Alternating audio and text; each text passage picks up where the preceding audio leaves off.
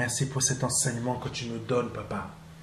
Merci, Seigneur, de le conduire, de le diriger, de le remplir de ta présence.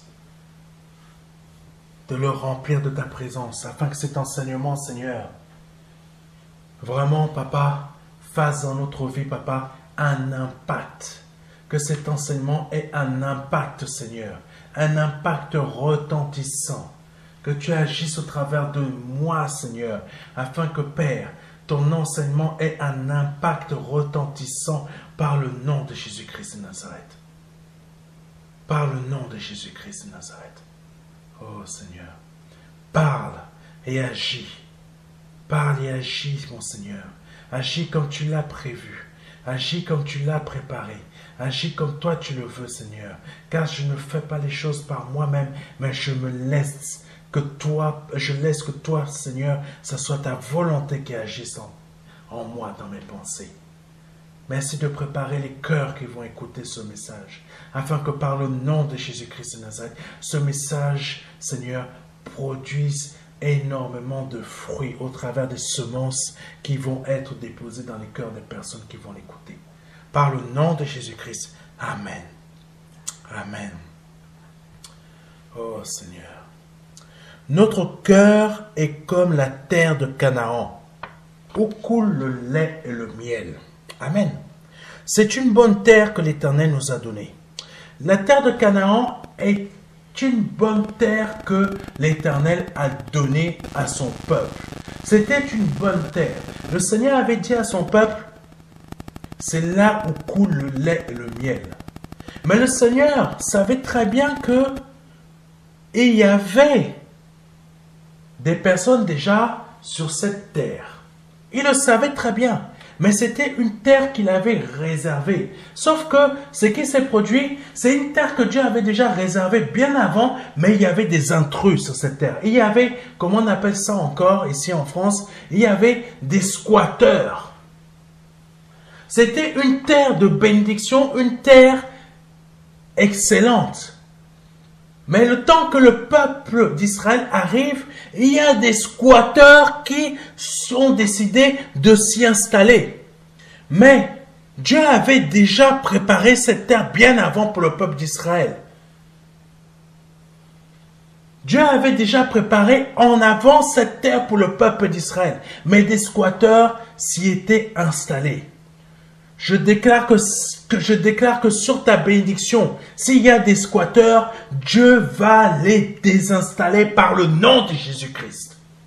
Dieu va les désinstaller par le nom de Jésus-Christ. Parce que le Seigneur a déjà préparé ta bénédiction.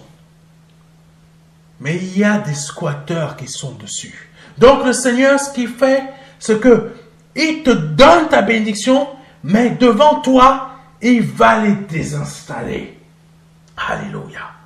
Je dis quelque chose à quelqu'un de la part de notre Seigneur Jésus-Christ. Le Seigneur va désinstaller les squatteurs qui se trouvent là où il y a ta bénédiction, par le nom de Jésus-Christ. Le Seigneur avait préparé cette terre, mais des étrangers se trouvaient dans la terre de bénédiction du peuple d'Israël. C'est une bonne terre que l'Éternel leur a donnée. Et c'est une bonne terre que l'Éternel nous a donnée. Parce que Canaan, c'est l'image de notre cœur. Mais parfois, nous la rendons infructueuse par nos différentes actions qui déplaisent à Dieu. Amen. Parfois, nous rendons nos productions, nous rendons cette terre infructueuse parce que nous agissons d'une manière que le Seigneur n'aime pas. Le peuple d'Israël a agi plusieurs fois de différentes manières, agi plusieurs fois pour désobéir à Dieu. Les mêmes désobéissances, il les reproduisait. Il n'y a qu'à lire le livre de Juges. Quand Dieu établissait un juge, le juge délivrait le peuple d'Israël, régnait plusieurs années, mais après, quand ce juge mourut, Israël retomba à nouveau dans ses dérives. C'est ce que nous faisons en tant que chrétiens. Nous On est tout chaud, on est toute flamme là, parce qu'on a reçu un message, une parole bien précise de la part de l'Éternel. On se dit, ah, maintenant, allez, bon, là, c'est bon là, je suis d'attaque, on y va. Mais, après, qu'est-ce qui se passe? Le lendemain, on retombe dans nos dérives. C'est ça que faisait le peuple d'Israël. Amen. Et quand nos actions déplaisent à Dieu, que fait-il? Il cache sa face. Combien de fois il a caché sa face au peuple d'Israël? Quand le peuple d'Israël faisait ce qui lui déplaisait. Quand le Seigneur cachait sa face, le peuple d'Israël se retrouvait dans des épreuves terribles, dans des épreuves compliquées, dans des épreuves qui ne pouvaient pas réussir à passer. Parce que là, quand le Seigneur tournait sa face, le Seigneur leur envoyait des épreuves, des difficultés, pour que le peuple d'Israël se repente de ses actions. Amen. Lisons Deutéronome chapitre 32, verset 20. Il a dit, je leur cacherai ma face, je verrai quelle sera leur fin. Car c'est une race perverse, ce sont des enfants infidèles. Alléluia. Je reprends ce verset. Deutéronome chapitre 32, verset 20. Il a dit, je leur cacherai ma face, je verrai quelle sera leur fin. Car c'est une race perverse, ce sont des enfants infidèles. Voici ce que le Seigneur a dit du peuple d'Israël dans Deutéronome. Le peuple d'Israël était un peuple très difficile. Toujours à ne pas savoir où était sa place. Amen. Combien de chrétiens aujourd'hui sont toujours dans un endroit et ne savent pas où se trouve leur place? Plutôt, ils ne savent pas respecter leur place. Quelle est leur place? Leur place, c'est d'être un enfant de Dieu, un enfant fidèle. Mais comme le peuple d'Israël, beaucoup d'enfants de Dieu deviennent infidèles. Comment? En désobéissant. En ne respectant pas ce que le Seigneur leur dit. Amen. Donc, le Seigneur, quand il a dit, je leur cacherai ma face, je verrai quelle sera leur fin. Oh, le Seigneur, lui, il est éternel, il est immortel. Le peuple d'Israël, les générations du peuple d'Israël sont tous passées. Amen, sont tous passés. Donc, ils ne pouvaient pas, le peuple d'Israël n'était pas, comment dire ça, le peuple d'Israël n'était pas immortel. Donc, à chaque fois qu'il désobéissait à Dieu, le Seigneur cachait sa face. Donc, il savait très bien que ce peuple ne peut pas survivre sans lui. Comme exactement, nous-mêmes, nous ne pouvons pas survivre sans le Seigneur. Donc, quand nous le désobéissons, comment allons-nous survivre si nous lui désobéissons? Amen. Comment allons-nous survivre? Nous ne pouvons pas survivre si le Seigneur nous cache sa face. Nous voyons bien le résultat avec le peuple d'Israël. Donc, quand nous lui désobéissons, nous allons pas survivre. Car il est dit, je verrai quelle sera leur fin. Pourquoi? Car c'est une race perverse. Ce sont des enfants infidèles. Donc, quand nous sommes désobéissants, pour Dieu, nous sommes une race perverse, nous sommes... Alléluia. C'est pas parce que nous avons donné notre vie au Seigneur Jésus-Christ que nous lui sommes forcément obéissants. Nous savons très bien que beaucoup ne le sont pas. Amen. Nous savons aussi que parfois, nous n'arrivons pas à être obéissants. Mais c'est là qu'il faut travailler. Travailler afin que nous devenions obéissants. Amen. Parce que quand on ne veut pas être obéissant, même si on a donné notre vie à Jésus-Christ, beaucoup d'entre nous refusent d'être obéissants. Et le Seigneur, qu'est-ce qu'il pense? de ses frères et sœurs qui refusent d'être obéissants. Il dit, c'est une race perverse, ce sont des enfants infidèles. Arrêtons d'être infidèles en se disant, parce que je suis né de nouveau, maintenant je peux faire ce que je veux, je peux parler, mon nom est écrit dans le livre de vie, notre nom n'est pas... Alléluia. Il faut comprendre une chose, c'est si nous restons fidèles jusqu'à la mort, que notre nom sera écrit dans le livre de vie. Parce que tant que nous ne restons pas fidèles, notre nom ne reste pas inscrit dans le livre de vie. Il faut rester fidèle et persévérant. Amen. Beaucoup ne sont pas bénis parce que l'Éternel a caché sa face dans leur vie. Et cela a engendré une désolation et une sécheresse de bénédiction et de récolte de fruits. Amen. Beaucoup ne sont pas bénis. Oui, beaucoup d'enfants de Dieu ne sont pas bénis. Leurs récoltes sont séchées, comme si ils ne peuvent pas avoir une bénédiction à chaque fois qu'il y a quelque chose de bon qui essaie de germer, quelque chose qui essaie de se produire. Boum, c'est comme un soleil qui est en train de frapper fort pour que la bénédiction elle sèche. Amen. Ça se passe quand on est infidèle. Amen. Oui, mes frères et mes sœurs. Ça se passe quand nous sommes infidèles. Nous pensons parfois que nous sommes fidèles, mais nos actions démontrent le contraire à Dieu. Donc à chaque fois qu'on va avoir une petite bénédiction qui va présenter le bout de son nez, elle va sécher direct. Parce que Dieu n'est pas content de nous. Oui, mes frères et mes sœurs, il faut le savoir. Parce que parfois beaucoup se disent, ah, Dieu est bon, Dieu est bon, Dieu est juste. C'est pas que Dieu est bon. Dieu, il est juste. Et dans sa justice, qu'est-ce qu'il a dit? Il a dit, je leur cacherai ma face. Je verrai quelle sera leur fin. Car c'est quoi? C'est une race perverse. Ce sont des enfants infidèles. C'est Dieu qui parle. Ce n'est pas un homme. C'est Dieu qui parle. Dieu est juste. Alléluia. Il faut le comprendre. Donc, beaucoup d'entre nous ne sont pas bénis. Parce que l'Éternel leur a caché sa face dans leur vie.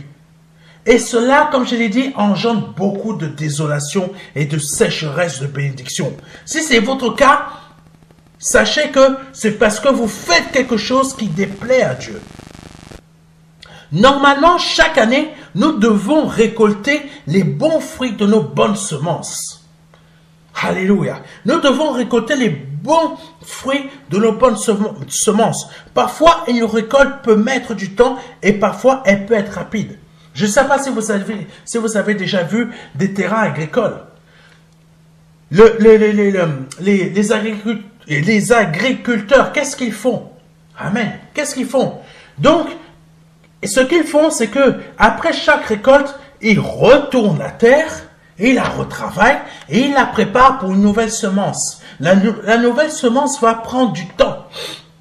Va prendre du temps pour pouvoir pousser, pour pouvoir être prête, pour pouvoir germer. Et parfois, ça peut mettre, je ne sais pas, peut-être 6, 8 mois ou 9 mois ou 1 an. Mais quand la récolte a poussé, qu'est-ce que l'agriculteur fait? L'agriculteur revient et il récolte. Il récolte ce qu'il a semé. Donc, il va récolter les bonnes semences, les bons fruits qui viennent, les bons fruits, ce qui a bien poussé, afin de pouvoir le vendre et derrière gagner de l'argent. Normalement, spirituellement, c'est ce qui doit se passer dans notre vie. Normalement, spirituellement, c'est ce qui doit se passer dans notre vie. Mais parfois, ce n'est pas ce qui se passe dans notre vie réellement. Pourquoi? Parce que notre vie est dans une désobéissance. Mes frères et mes sœurs, beaucoup de chrétiens sont réellement désobéissants. Et quand ils n'obtiennent pas leur bénédiction, ils demandent, mais pourquoi je prie le Seigneur, je prie le Seigneur. Mais le Seigneur n'exauce pas parce qu'il a tourné sa face.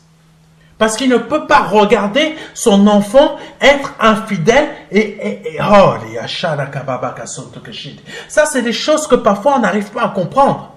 On est là, on se dit, mais je ne suis pas béni. Je donne ma dîme, je donne mes offrandes. Mais ce n'est pas ta dîme et tes offrandes qui vont faire que tu sois béni. Parce qu'on va prendre Ah, excusez-moi de dire comme ça. On va prendre Malachie et on va dire apportez vos dîmes et vos offrandes. Mais c'est pas en apportant ta dîme et ton offrande que tu vas être béni. C'est en faisant ce que l'Éternel te demande de faire. Et si tu es dans la désobéissance, tu es un enfant fidèle. Donc, comment ton offrande et ta dîme va porter des fruits? C'est ça que le Seigneur veut te faire comprendre aussi aujourd'hui. Amen. Toi qui écoutes ce message.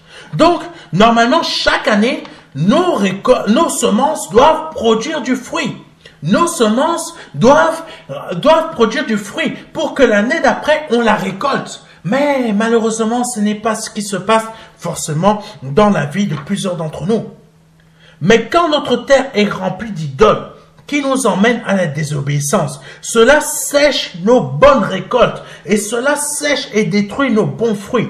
Ce qui fait que notre récolte est un échec complet. Amen. Est un échec complet. Je ne sais pas si vous avez déjà remarqué en France comment parfois les agriculteurs se plaignent que le soleil a frappé fort et les récoltes ont été complètement asséchées. J'ai vu plusieurs terrains agricoles ici en France que quand le soleil avait frappé, la récolte était asséchée. Tout ce qu'ils ont mis, ça pouvait être des hectares et des hectares et des hectares, tout a grillé. Amen. Amen, tout a grillé. Pourquoi ça a grillé? Parce que si on regarde bien comment la France agit, donc qu'est-ce qui se passe? La colère de Dieu se manifeste. Amen. Donc, nous, en tant que chrétiens, quand on n'agit pas selon la volonté de Dieu, la colère de Dieu se manifeste dans notre vie et nos récoltes sont asséchées. Amen. Et les bénédictions ne peuvent pas se produire. Quand une petite bénédiction va pointer le bout de son nez, le soleil de Dieu va frapper fort. Et la bénédiction a séché. Et la bénédiction, pardonnez-moi, va sécher. Amen. Alléluia. Lisons rapidement Deutéronome chapitre 32 versets 22 à 25. Car le feu de ma colère s'est allumé et il brûlera jusqu'au fond du séjour des morts. Il dévorera la terre et ses produits. Il embrasera les fondements des montagnes. Amen. Alléluia. Il embrasera les fondements des montagnes. J'accumulerai sur eux les maux. J'épuiserai mes traits contre eux. Verset 24. Ils seront desséchés par la faim, consumés par la fièvre et par des maladies violentes. J'enverrai parmi eux la dent des bêtes féroces et le venin des serpents. Verset 25. Au dehors, on périra par l'épée et au dedans par d'effrayantes calamités. Il en sera du jeune homme comme de la jeune fille, de l'enfant à la mamelle comme du vieillard. Mon Dieu, ça c'est une promesse que l'Éternel a faite au peuple d'Israël. Et cette promesse s'est accomplie. Mais parfois on n'arrive pas à comprendre que l'Ancien Testament est une image des choses invisibles que l'on ne voyait pas. Parce que maintenant, nous sommes dans la nouvelle alliance qui est l'accomplissement de l'ancienne. Et parfois, on se dit, ah, je suis enfant de Dieu, je suis béni. Non, mon frère et ma sœur, si tu n'arrives pas à comprendre l'ancienne alliance, tu ne pourras pas savoir comment être béni. Parce que dans l'ancienne alliance, tout nous est déjà expliqué. Sauf que c'était de manière visible. Maintenant, les choses sont dans la réalité. Ce qui s'est passé dans l'Ancien Testament, c'était des images pour que l'on puisse comprendre la réalité des choses qui sont dans l'invisible. Amen.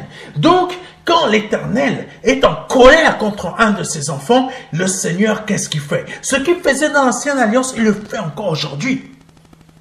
Amen. Il le fait toujours aujourd'hui. Donc l'Éternel, qu'est-ce qu'il va faire? Il va brûler toutes tes bénédictions de A jusqu'à Z, jusqu'à la semence, jusqu'à la racine de la semence. Parce que c'est ça qu'il est dit. Quand tu penses que tu vas aller, quand tu penses que tu vas aller à ton entretien, mais qu'est-ce qui se passe? Une maladie te tombe dessus. Tu tombes malade, tu ne peux même pas aller à l'entretien. Parce que tout simplement, tu es dans une désobéissance. Amen. Tu es dans une désobéissance. Et cette désobéissance t'empêche de pouvoir avoir ta bénédiction. Amen. Cette désobéissance t'empêche d'avoir ta bénédiction. C'est ça que le Seigneur nous dit. Amen. Mais pourquoi l'Éternel a fait une telle prophétie sur son peuple? La réponse est dans Deutéronome chapitre 32, versets 16 à 19. Ils ont excité sa jalousie par des dieux étrangers. Ils l'ont irrité par des abominations. Amen. Je reprends. Ils ont excité sa jalousie par des dieux étrangers. Ils l'ont irrité par des abominations. Alléluia. Donc comment on irrite la colère de Dieu contre nous? Parce que le peuple d'Israël, c'est l'image des enfants de Dieu d'aujourd'hui. Il faut le comprendre. Le peuple d'Israël de l'Ancienne Alliance, c'est l'image des enfants de Dieu d'aujourd'hui. Parce que si on n'arrive pas à comprendre comment on doit marcher, il faut commencer à lire l'Ancien Testament pour comprendre comment réellement réussir. Parce que ce qui était visible, c'était l'image de ce que l'on vit aujourd'hui. Donc si nos bénédictions sont frappées par la colère de Dieu, sont frappées par le feu de Dieu, sont frappées par les calamités de Dieu, c'est parce que, tout simplement, nous avons excité la jalousie de Dieu en ayant fait entrer des dieux étrangers dans notre terre de Canaan, qui est notre cœur. Alléluia. Il faut le comprendre. Il faut le comprendre. Et on l'a aussi hérité comment? Par des abominations. Et c'est quoi les abominations? C'est tout ce qui est péché. Péché, concubinage, mensonge, critique. Tu vas chez quelqu'un, tu commences à dire des choses pour essayer de faire entrer des problèmes dans le couple. Abomination. Alléluia. Vous ne vous rendez pas compte, hein? Beaucoup de chrétiens, vous ne vous rendez pas compte de ce que vous faites réellement. Vous pensez que c'est normal, mais non, vous n'avez pas compris réellement ce que la parole de Dieu vous explique. Amen. Et les dieux étrangers, qu'est-ce que c'est? Alléluia. Les dieux étrangers, on va voir. On va voir. Mais je continue. La réponse de Deutéronome 32, versets 16 à 19. Ils ont excité sa jalousie par des dieux étrangers. Ils l'ont hérité par des abominations. Verset 17. Ils ont sacrifié à des idoles qui ne sont pas Dieu. À des dieux qui ne connaissaient point. Nouveaux venus depuis peu. Alléluia. Et que vos pères n'avaient pas craint. Tu as abandonné verset 18, tu as abandonné le rocher qui t'a fait naître et tu as oublié le Dieu qui t'a engendré. Verset 19, l'Éternel l'a vu et il a été irrité, indigné contre ses fils et ses filles. Alléluia. Alléluia. Voici ce que le Seigneur il a dit. Voici ce que le Seigneur dit dans la vie de beaucoup d'entre nous, de nos frères et de nos sœurs, qui ne comprennent pas pourquoi leur vie, ça n'avance pas, pourquoi les bénédictions ne s'enclenchent pas, même si ils sèment des offrandes, même si ils donnent leur dîme, ils se posent des questions. Voici pourquoi ça ne fonctionne pas. Parce que, mon frère, ma sœur, tu as excité la jalousie de Dieu par des dieux étrangers. Amen. Tu as sacrifié à des idoles qui ne sont pas Dieu. À des dieux que tu ne connaissais pas. Nouveaux venus depuis peu. Pourquoi il est dit nouveaux venus depuis peu? Parce que l'Éternel est le seul Dieu. Les nouveaux depuis peu, c'est ceux qui ont été inventés par les hommes, aidés par des esprits sataniques, des anges déchus, les Baals, les Astartés. Aujourd'hui, les Baals et les Astartés portent d'autres noms. Mondialisation, réussite professionnelle, argent, etc. Ça porte d'autres noms, mais c'est toujours les mêmes faux dieux, les mêmes idoles. C'est toujours la réalité. Amen. Il faut le comprendre. Il faut le comprendre.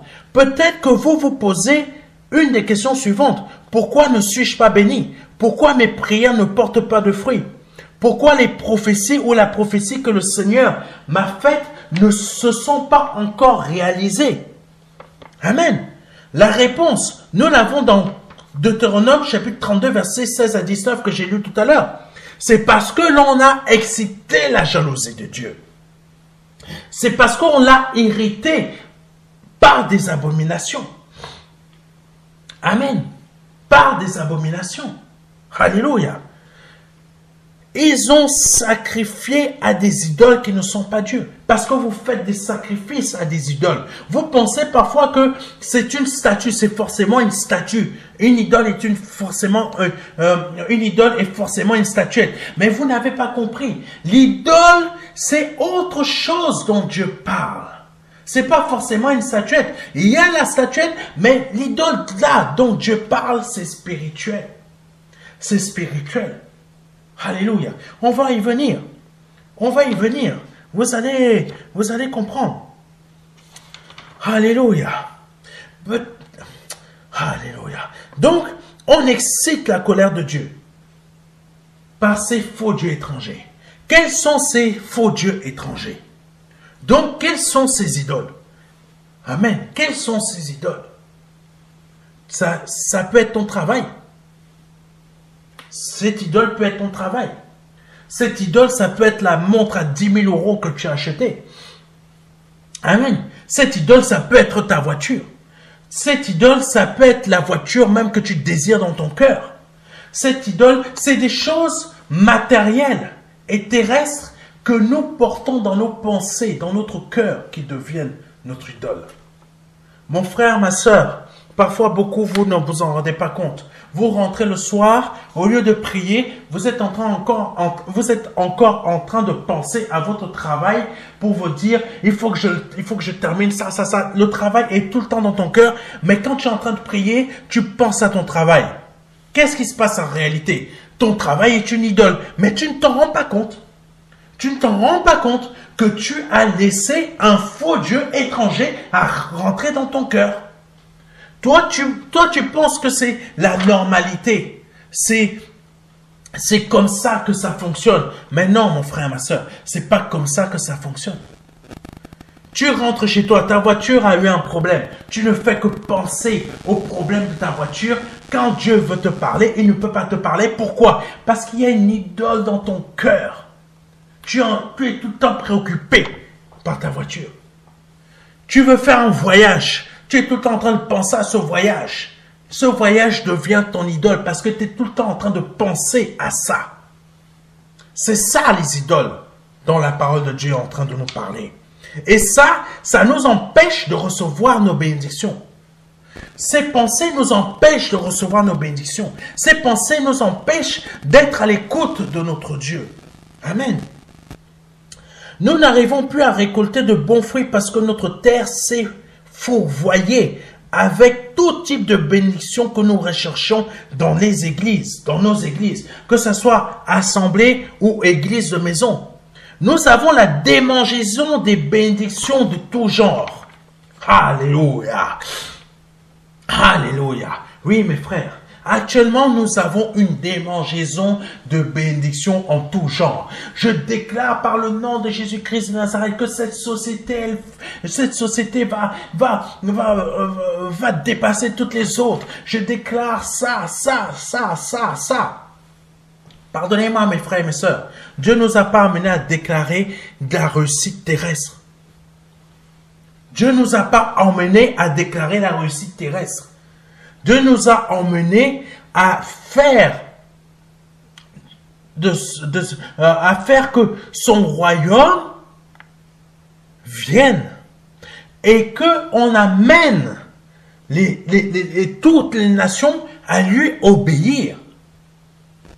Mais Dieu ne nous a pas dit que chacun individuellement, parce que tu es né de nouveau, maintenant cherche à avoir le meilleur travail, cherche à avoir la meilleure montre, cherche à avoir la meilleure voiture, cherche à avoir la plus belle femme, cherche à avoir le plus bel homme, cherche à avoir le meilleur salaire, cherche à avoir ci, cherche à avoir ça, cherche à avoir une maison à 8 pièces, cherche à avoir un terrain qui fait 3 hectares.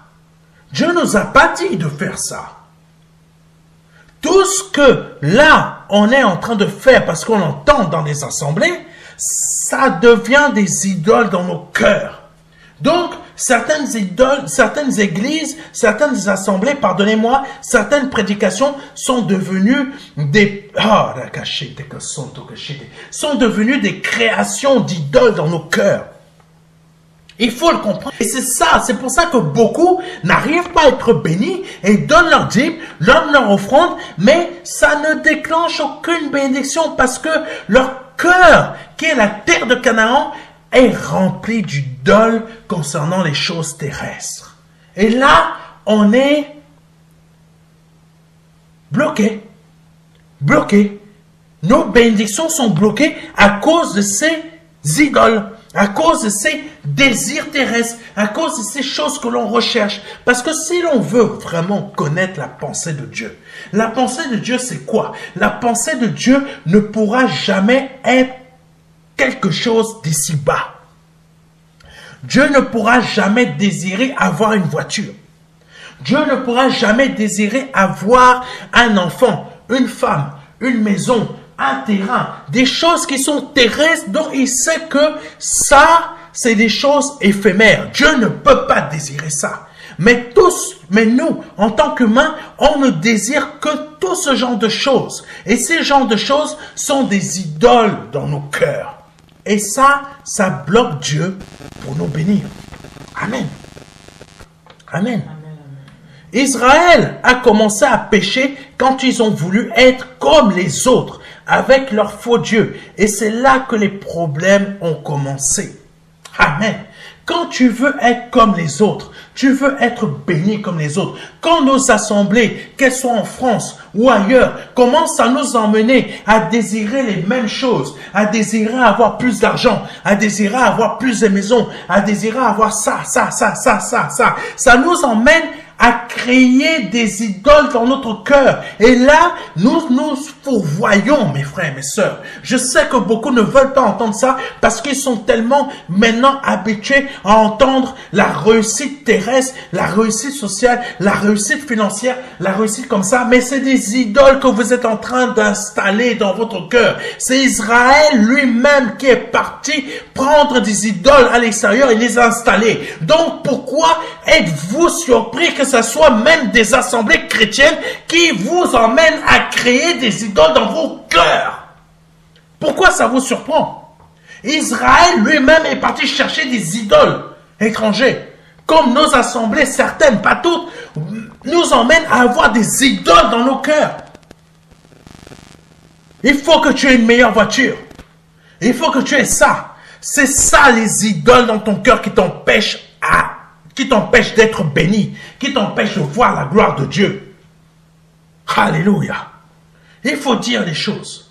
Il faut vous dire les choses. Alléluia. Donc Israël a commencé à avoir des problèmes comment? En laissant ces faux dieux entrer dans leur vie. C'est exactement la même chose pour vous.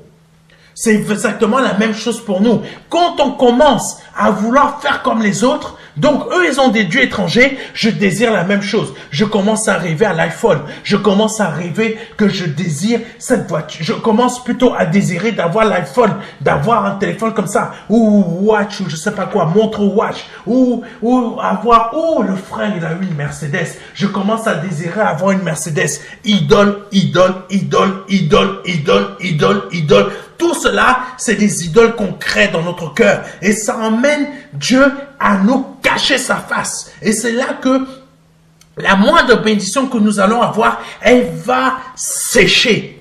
Elle va sécher tout court. Alléluia. Matthieu 6, verset 31 à 32. Ne vous inquiétez donc point et ne dites pas, que mangerons-nous? Que boirons-nous? De quoi serons-nous vêtus?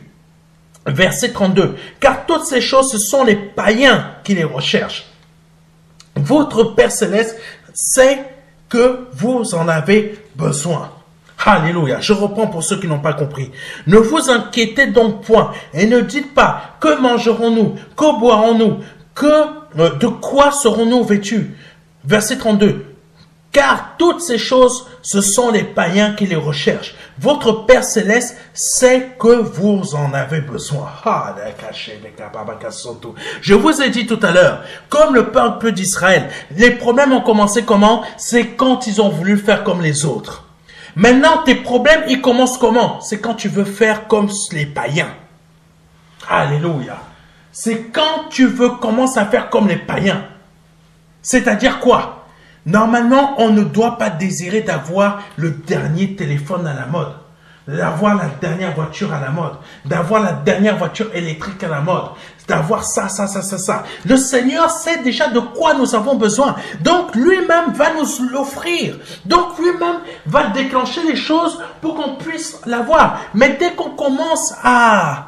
Ah, j'ai envie d'avoir ça. On a créé une idole dans notre cœur. On a créé une idole dans notre cœur. Mais beaucoup, vous ne voulez pas entendre ça parce que maintenant, vous êtes habitués à entendre des bénédictions qui vous parlent de réussite terrestre. Vous êtes remplis d'idoles et vous pensez que c'est Dieu qui vous demande de faire ça. Dieu ne vous demande pas de faire ça. Dieu vous demande de rester confiant, mais de vous occuper de ses affaires parce qu'il sait déjà de quoi vous avez besoin. Il sait que vous avez besoin d'une voiture. Si ta voiture tombe en panne, il va te donner les finances pour la réparer. Si ta voiture, il faut la changer, Dieu va te donner les finances pour la changer. Si tu as besoin d'une voiture électrique, Dieu va te donner les finances pour l'avoir, cette voiture électrique. Mais ce qu'il ne veut pas, c'est que tu commences à mettre dans ton cœur des pensées concernant cette voiture électrique, concernant ça. Parce que quand tu commences à mettre des choses terrestres dans ton cœur, tu es en train de faire comme le peuple d'Israël. Quand ils étaient sur Canaan, ils sont partis chercher des dieux étrangers qui sont devenus des idoles. Amen. Donc, c'est ça que le Seigneur nous dit dans Matthieu 6, verset 31 à 32. C'est les païens qui recherchent ça. Nous, on doit faire confiance au Seigneur parce que le Seigneur sait déjà de quoi j'ai besoin. Amen. Nous excitons la jalousie de Dieu en agissant ainsi, en nous préoccupant de notre avenir professionnel, financier, social, etc. Nous sommes censés ne pas connaître cela. Oui, nous sommes censés ne pas connaître le fait de « je veux un meilleur avenir professionnel ». Combien de chrétiens aujourd'hui, ils me disent « ah, je veux réussir, je veux avoir comme ça, je déclare ». Ou ils arrivent, ils disent « tu dois être à la tête et non à la queue ». C'est vrai, c'est la parole de Dieu. Tu dois être à la tête et à la queue. Mais qu'est-ce qu'ils comprennent? Tu dois être le chef de la société dans laquelle tu travailles. Ce n'est pas ça que Dieu a dit. Tu es à la tête, ça veut dire que spirituellement, Dieu t'a fait dominer. Spirituellement, Dieu te fait dominer sur les démons, sur la nature, sur le vent, sur la pluie, sur le feu, sur toutes les choses, les créations que Dieu a créées. Dieu t'a fait dominer. Ça veut dire que tu es à la tête. Tu es à la tête de la création de Dieu. C'est ça que Dieu te dit. Dieu ne te dit pas que tu es à la tête de ta société, mais tu vois petit en plus. Quand des gens sont en train de laisser ces idoles de leur travailler, ces idoles entrer dans leur cœur, le pire c'est qu'ils voient vraiment petit une société. Au lieu que Dieu a une création énorme, Dieu veut que tu domines sur cette création, mais toi tu vois la société. Parce que tu vas gagner plus d'argent. Parce que ça, et tout ça, ça devient une idole dans ton cœur. Et ça t'empêche d'avoir réellement les bénédictions de Dieu. Amen. Alléluia. Donc je disais, nous sommes censés ne pas connaître cela. Mais au contraire, nous avons connu des choses qui devaient nous rester étrangères. Deutéronome chapitre 32 verset 17. Ils ont sacrifié à des idoles qui ne sont pas Dieu, à des dieux qui ne connaissaient point, nouveaux venus depuis peu, et que vos pères n'avaient pas craint. Alléluia. À des dieux qui ne connaissaient pas. Vous donnez vos sacrifices à des dieux normalement que vous ne devriez même pas connaître. Le travail dans lequel vous êtes, vous ne devriez même pas avoir les choses et les domaines de votre travail dans votre cœur. Oui, pasteur, mais c'est difficile. Demande à Dieu de t'aider parce que tu deviens comme le peuple d'Israël tu commences à avoir des faux dieux dans ton cœur. Et c'est comme ça que tu ne peux pas avoir ton enfant. Ça fait des années que tu essaies d'avoir un enfant, mais tu n'y arrives pas.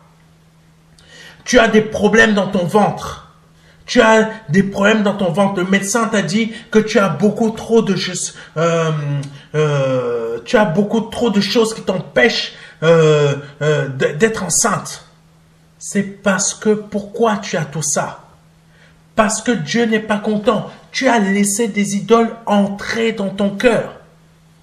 Tu as des choses qui ne fonctionnent pas dans ta vie. Regarde quelles sont les idoles que tu as laissées entrer dans ton cœur. Est-ce l'argent parce que tu es pauvre?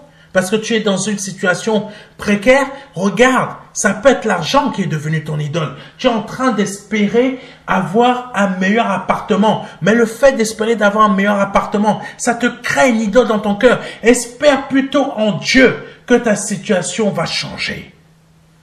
Sans laisser tes désirs terrestres entrer dans ton cœur. Alléluia.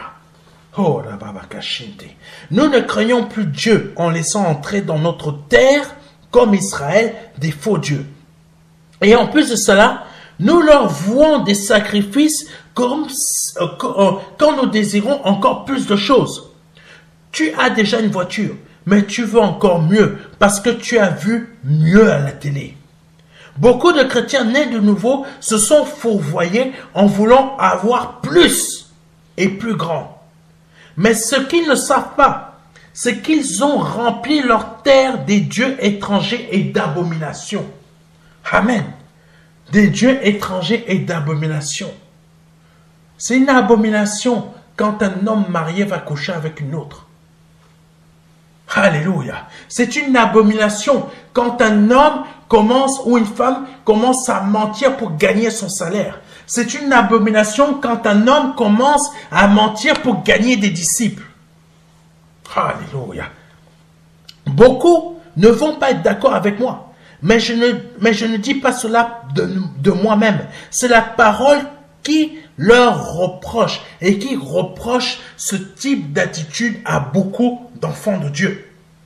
Prenons rapidement Colossiens 3, verset 5. Faites donc mourir les membres qui sont sur la terre.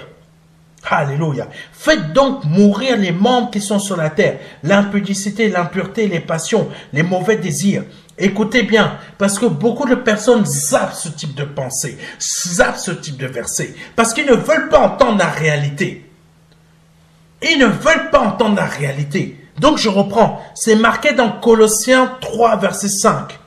Faites donc mourir les membres qui sont sur la terre, l'impudicité, l'impureté, les passions, les mauvais désirs et la cupidité qui est une idolâtrie. Dans certains versets, c'est marqué « et la recherche des biens terrestres qui est une idolâtrie ».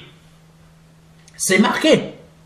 Ça veut dire que quand on recherche des choses terrestres, dans certaines versions, c'est marqué cupidité, mais dans d'autres versions, c'est marqué les choses terrestres. Donc ta télévision, quand tu es en train de penser dans ton cœur, je veux une télévision 4K. Tu es en train de penser, au lieu de prier, de diriger tes pensées vers la prière, tu es en train de penser à une télévision 4K, je ne sais pas quelle marque, avec des pixels partout qui brillent comme ça. Quand certains vont brancher leur console de jeu dessus ou regarder des films, ils vont faire « waouh ». Mais en fait, tu es en train de laisser, tu as créé une idole dans ton cœur. Cette idole, c'est quoi? C'est ta télé. C'est ça que tu as créé. Oh, moi, je rejette tous ces types de désirs de mon cœur parce que je ne veux pas que ma terre de Canaan soit polluée par des idoles qui sont des désirs terrestres parce que je sais que mon Dieu ne désire jamais ce genre de choses. Alléluia. Mon Dieu ne désire jamais ce genre de choses. Alléluia. Donc, puis Philippiens, chapitre 3, verset 19. Leur fin sera la perdition. Ils ont pour Dieu leur ventre. Ils mettent leur gloire dans ce qui fait leur honte. Ils ne pensent qu'aux choses de la terre. Alléluia. La parole de Dieu ne fait que confirmer ce que je dis. Parce que ce n'est pas moi qui parle de moi-même, c'est le Seigneur qui m'emmène à vous dire ça. Leur fin sera leur perdition. C'est Philippiens 3, verset 19. Ils ont pour Dieu leur ventre. Ils mettent leur gloire dans ce qui fait leur honte. Ils ne pensent qu'aux choses de la terre. Donc, quand tu penses à ta réussite terrestre, tu es out. Tu es disqualifié. Tu ne le sais même pas. Mais tu as déjà tu as déjà laissé entrer des idoles sur ta terre de Canaan qui est ton cœur. En lisant Colossiens et Philippiens, nous comprenons plusieurs choses concernant ces idoles que nous prenons pour de la normalité dans nos églises. Alléluia. Nous prenons ces idoles pour de la normalité dans nos églises. Et un meilleur travail. C'est une idole. Sois meilleur dans ta vie spirituelle. Sois pas meilleur cherche pas à avoir un meilleur travail. Ça, c'est le Seigneur qui va s'en occuper. Parce qu'il est dit, le Seigneur sait de quoi tu as besoin. Mais toi, personnellement, commence à penser comme ton Dieu. C'est-à-dire, je m'efforce d'avoir une meilleure vie spirituelle. Je dois être meilleur. Je dois être excellent dans ma prière. Je dois être excellent dans ma recherche, dans le Seigneur, afin que mes pensées deviennent comme les siennes, pour que je n'insulte plus, pour que quand je suis dehors, je suis marié, je ne regarde pas une autre femme qui passe comme ça, je vois et je me dis, wouh! Non, tu restes concentré. Toi, madame, c'est la même chose. Alléluia. Le Dieu de ce monde s'appelle Satan. Mais il n'est pas le seul faux Dieu dans ce monde, car la parole de Dieu dit dans Philippiens, ils ont pour Dieu leur ventre. Ce qui veut dire, pardonnez-moi, que la nourriture peut être ton Dieu. Ici en France, la nourriture est le Dieu des Français. Il faut le vin, il faut la charcuterie, il faut le fromage. S'il n'y a pas certains plats, oh mon Dieu, ils vont te chasser. Ils vont te chasser. Ah, il faut la blanquette de veau. La nourriture ici en France, c'est le Dieu des Français. Le vin, c'est la bonne bouffe, c'est le Dieu des Français. Allez. Il faut connaître tout ça. Ton avenir professionnel peut être ton Dieu. Ton assemblée ou ton pasteur. Parfois, les pasteurs sont les idoles de certains chrétiens. Ils ont leurs photos comme ça, ils l'adorent. Ils sont même pratiquement en train de lécher l'écran comme ça. Oh, mon pasteur, je t'aime. Oh, mon pasteur, je t'aime. Oh, mon pasteur, je t'aime. Ton pasteur n'est qu'un homme. Ce n'est pas un Dieu. Je parle à beaucoup d'entre vous qui m'écoutez sur Internet. Alléluia. Le matériel, la montre, l'argent, la télévision, les biens immobiliers, etc. Tout cela peut être ton Dieu. Donc, une idole. Tous ces dieux sont des idoles auxquelles nous rendons un culte. Même si nous allons à l'église, que nous prions le Seigneur Jésus-Christ. Ah, Hosanna! Ah, il commence à crier fort. Alléluia, alléluia. Il crie même plus que toi. Pensant que c'est plus leurs décibels vont monter, plus le Seigneur va prendre leur prière en premier. Ça ne marche pas comme ça.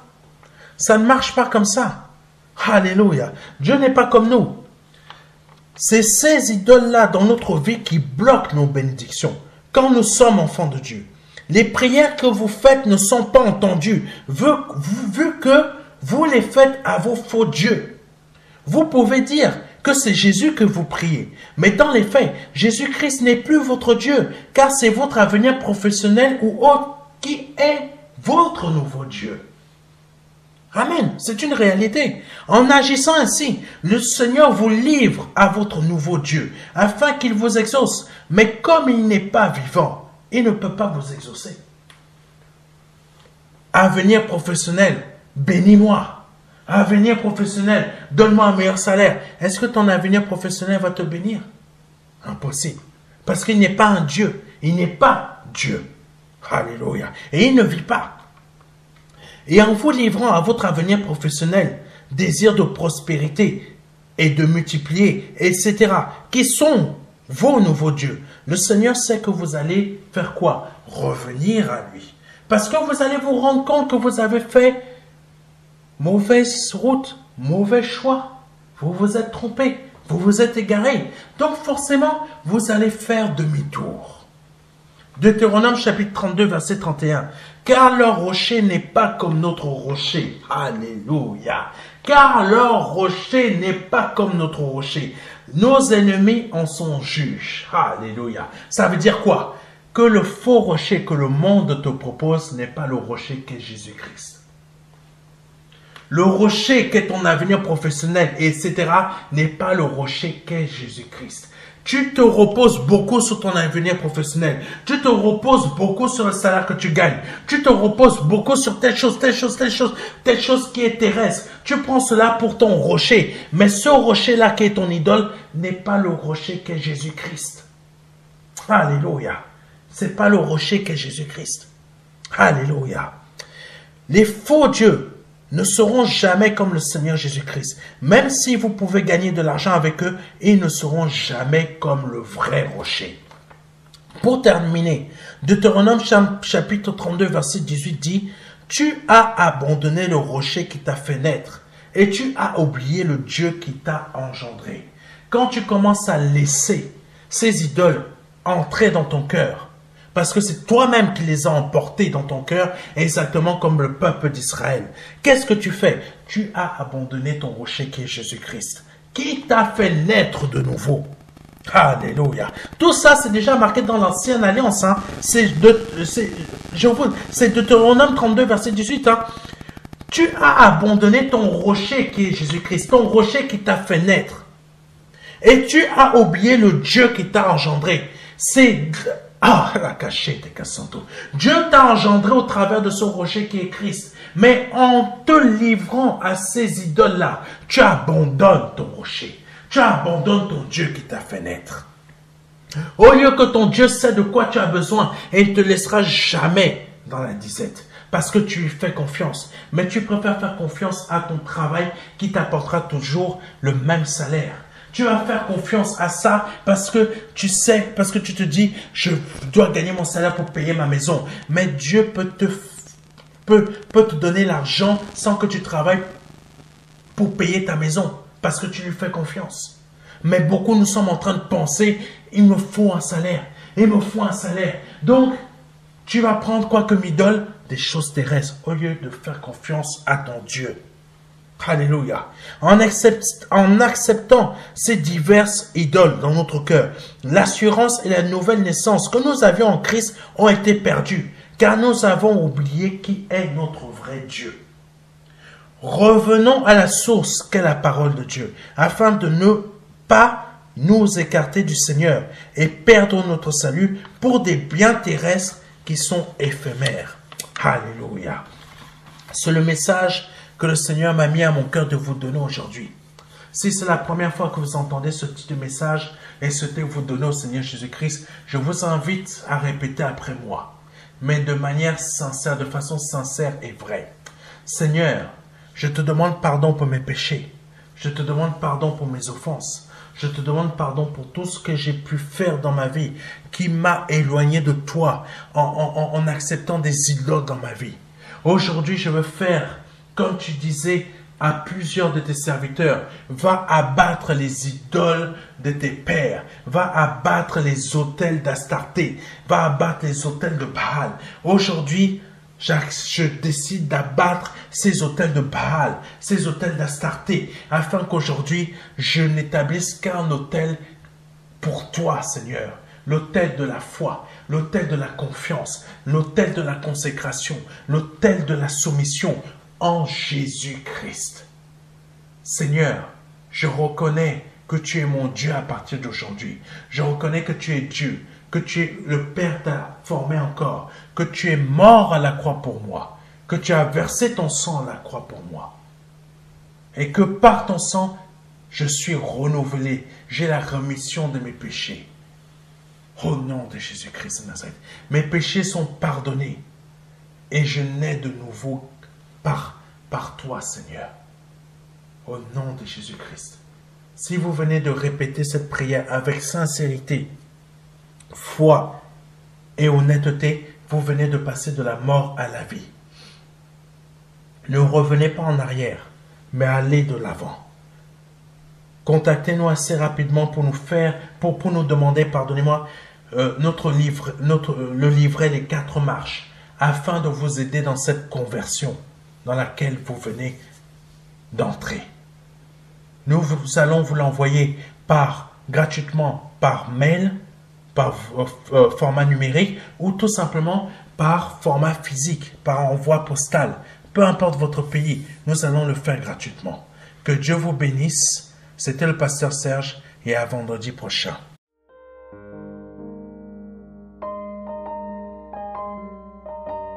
Jean 3, verset 16. Dieu a tant aimé le monde qu'il a donné son Fils unique, son unique Fils, afin que quiconque croit ait la vie éternelle. C'est un don, c'est une promesse que Dieu vous fait. C'est une grâce que Dieu est en train de vous faire. Parce que nous sommes sous la période de la grâce. C'est un très grand cadeau. La vie éternelle par le Seigneur Jésus-Christ. Aujourd'hui, vous avez la possibilité de passer par la porte étroite.